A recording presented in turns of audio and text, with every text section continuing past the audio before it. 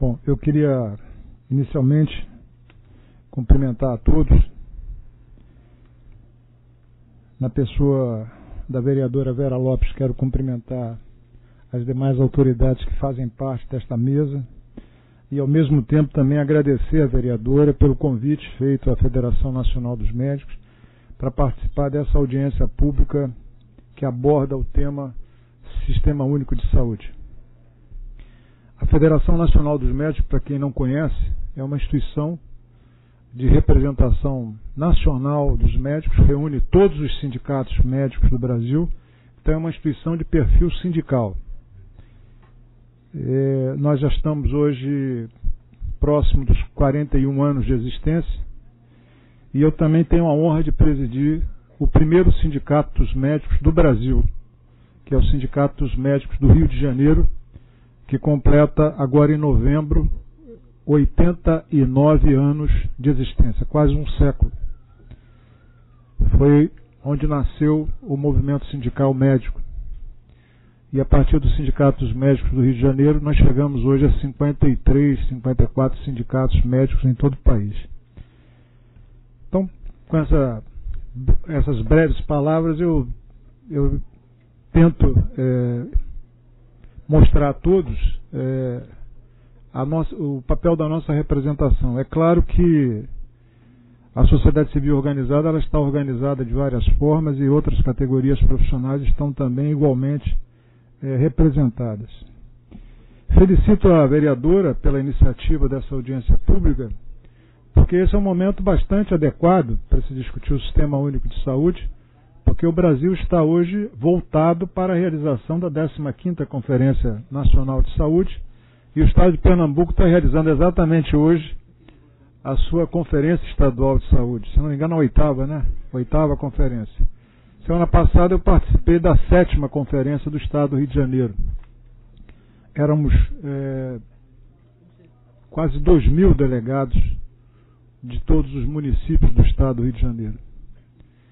E essas conferências são momentos de grande importância, porque ali estão reunidos delegados dos mais diferentes setores da sociedade discutindo o Sistema Único de Saúde, né?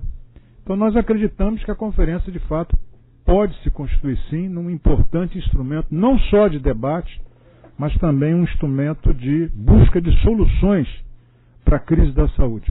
Qual é o grave problema das conferências do sistema? É que uma boa parte dessas decisões não são cumpridas pelo poder público, né? Nós estamos aqui na 8ª e no Rio de Janeiro nós estamos na 7ª, mas eu me recordo que das 7 conferências realizadas no Estado do Rio de Janeiro, com belíssimos relatórios que concluem cada conferência dessa, muito pouca coisa os governos do Estado do Rio de Janeiro cumpriram. E a mesma coisa no plano nacional. Nós estamos indo para a 15ª, mas estamos falando de uma saúde pública que está absolutamente degradada. Então já ocorreram 15, vai completar agora a 15ª, né? De um SUS que tem muito pouco tempo de existência, nós estamos falando de uma Constituição de 88, mas já era tempo de nós estarmos aqui experimentando situações novas que pudessem estabelecer uma perspectiva de tranquilidade para a população brasileira e, lamentavelmente, não é isso que nós estamos assistindo. Na Conferência do Estado do Rio de Janeiro, esteve lá o professor Gastão,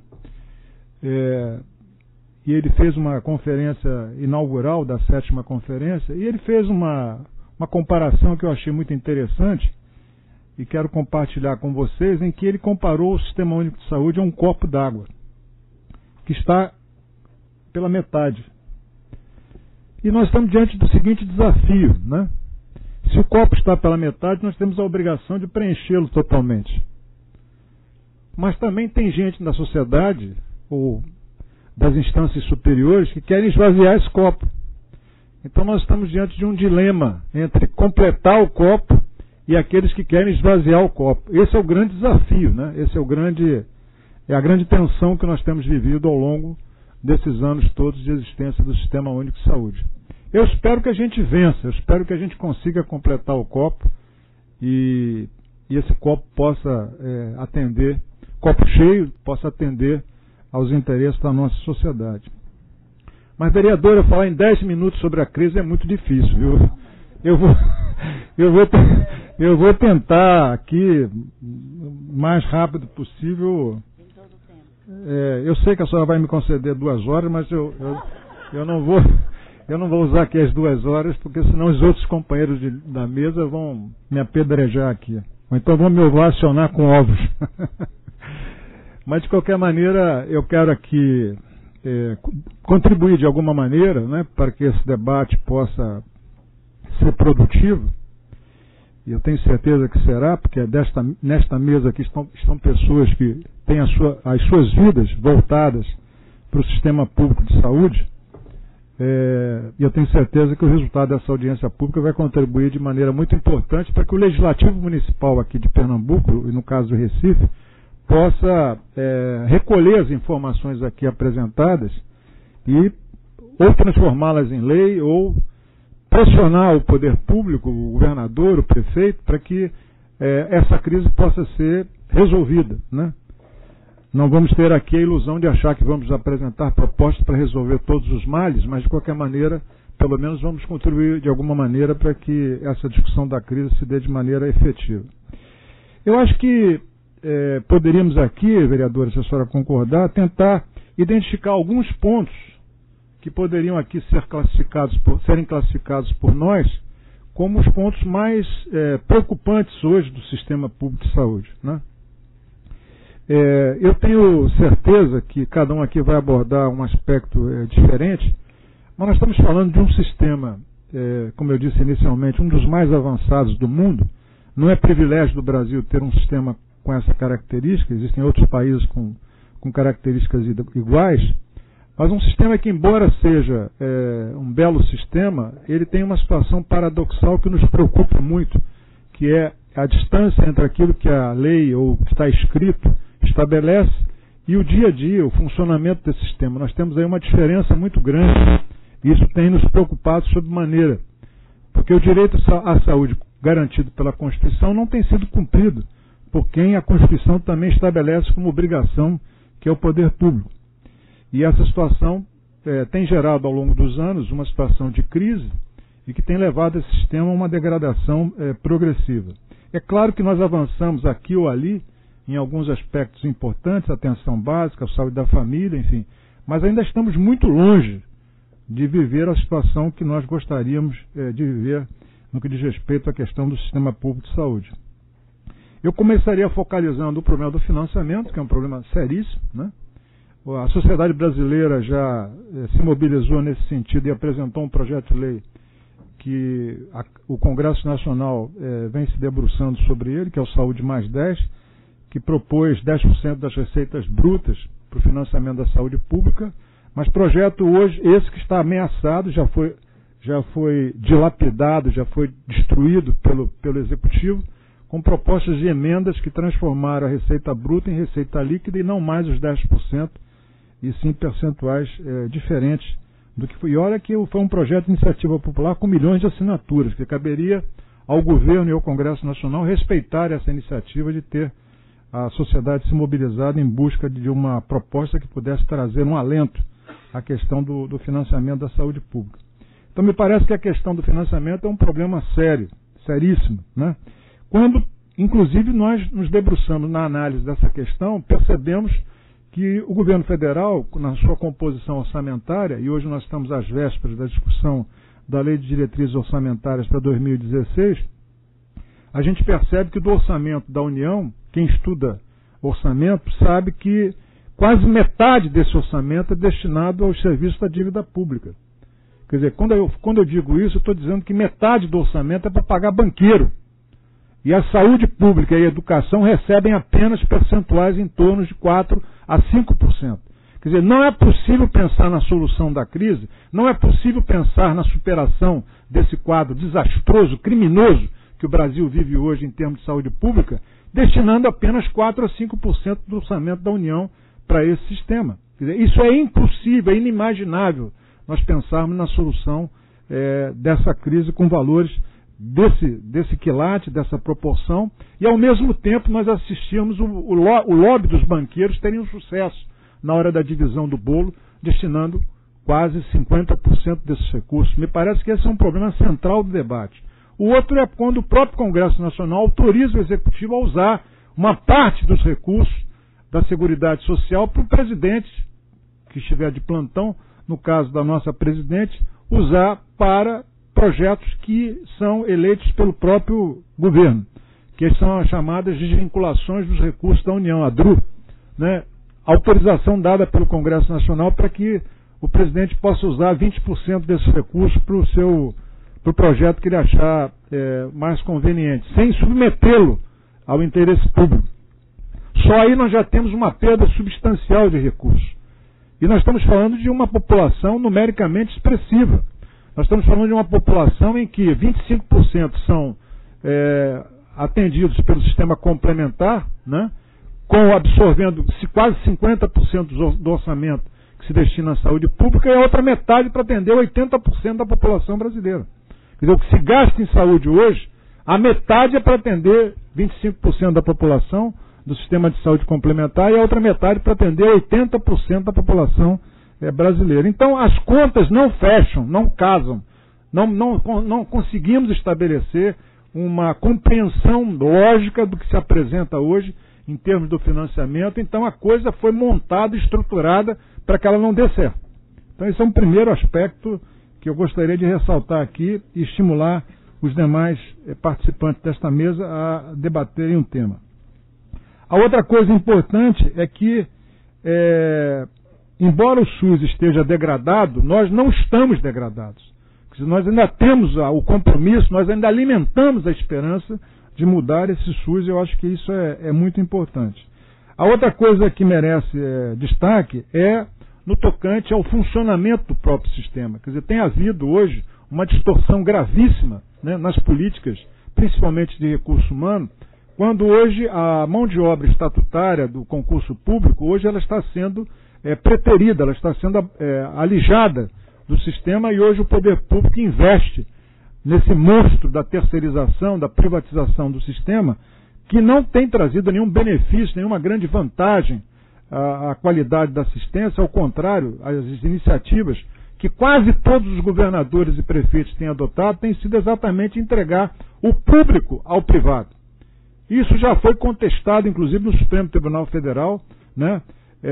Quando lá atrás o Brescia Pereira discutiu a reforma do Estado e elegeu o terceiro setor como uma alternativa de enfrentamento da crise da administração pública, ali já estava inserido o projeto que seria investido a posteriori, e tem sido, lamentavelmente, inclusive pelo governo do PT, tem sido até acelerado durante esses últimos governos, e chegamos a esse quadro hoje absurdo em que o sistema tem funcionado com uma mão de obra altamente desprestigiada, altamente desrespeitada, mal remunerada, sem condições de trabalho, e aí não é possível pensar em milagres, né, com uma categoria profissional que esteja hoje sendo tratada desta forma. Nós entendemos que esse profissional precisa ter uma carreira do Sistema Único de Saúde, como a lei estabelece. Eu não estou aqui trazendo nenhuma novidade, eu não estou descobrindo a roda. A roda já foi descoberta, quer dizer, nós estamos apenas discutindo o que a lei já estabelece e que o poder público não cumpre, né? Então eu entendo que a questão da política de recursos humanos ela tem que ser radicalmente mudada, tem que haver um investimento dentro da lógica do sistema que já estabelece na própria legislação, para que esse sistema possa funcionar de maneira adequada e que os profissionais possam, de fato, serem respeitados na sua função principal, que é do atendimento da população, né? Por último, o sistema tem que ser único. Não é possível mais nós pensarmos num sistema onde o governador do Estado tem uma política própria, onde o prefeito tem uma política própria, o Ministério da Saúde tem outra política, e essas coisas não se encaixam, não casam, e esse projeto não consegue se transformar num sistema único. Nós temos que brigar para que o sistema de fato seja único. Nós temos que ter uma carreira única do Sistema Único de Saúde. Nós não podemos mais conviver com profissionais de saúde ganhando R$500, R$600, enquanto outros profissionais de mão de obra terceirizada entrando por esse projeto de terceirização estejam recebendo 4, 5, 6 vezes o salário que se paga àquele que fez o concurso público, aquele que se preparou para poder disputar uma vaga democraticamente dentro do sistema público de saúde. Então, essa distorção do sistema ser considerado único, mas na prática não funcionar como sistema único, eu entendo que esse é um desafio que nós temos que enfrentar, e a 15ª conferência pode ser o nosso fórum ideal para essa questão, né? Por último, eu disse que o item anterior era o último, mas eu acrescentaria mais um, e peço aqui à vereadora que me conceda mais alguns minutos, é a questão também da própria legislação, que é o controle social, né? Muitas dessas mazelas poderiam estar sendo enfrentadas, né, se o controle social estivesse de fato exercendo o seu papel de fiscalização. Mas a crise do sistema do controle social é muito grave, né, porque o poder público soube trabalhar ao longo das últimas décadas nessa relação com o controle social. E, lamentavelmente, muitos conselhos, eu não estou falando daqui do estado de Pernambuco, eu estou falando de uma forma geral, nós temos observado que os conselhos têm uma forte influência do executivo. E, lamentavelmente, muitos usuários que deveriam estar defendendo o SUS acabam compactuando com as mazelas do governo. Por quê? Porque recebem as benesses do executivo, contratando familiares, contratando fulano, beltrano. E isso, evidentemente, não contribui para que esse controle social possa ser exercido na sua plenitude. Então, eu entendo que o controle social também, como o sistema está doente, o controle social também está doente. Agora, tem solução, porque isso depende da gente, né?